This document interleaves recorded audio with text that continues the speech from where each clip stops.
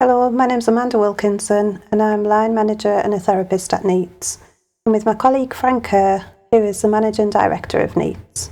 And today we're going to look at the healthy second year attachment cycle. So Amanda, this is where shame develops in that second year attachment cycle. And it's really normal for a child when they're in that second year to be crawling about and exploring the world around them. It's a perfectly normal, natural response. And everything feels really exciting. And, shall I go over and touch that? And they want to poke it and explore it and normally put it in their mouths. Like little scientists. Absolutely.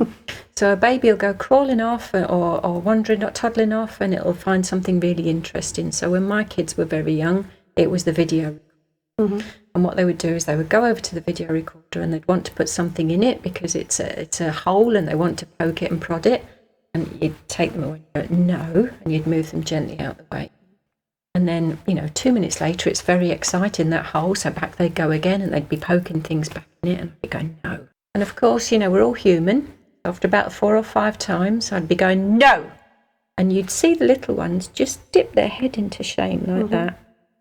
And that's okay. That's a perfectly normal, healthy response to actually finding out what's right and what's wrong. And we need that to internalise a healthy level of shame. But what's really important is that actually you get an attuned caregiver that will then scoop the child out of that shame and go, it's okay. I just want to make sure that that you're safe. And they'll soothe and they'll regulate the child and they'll take off that shame.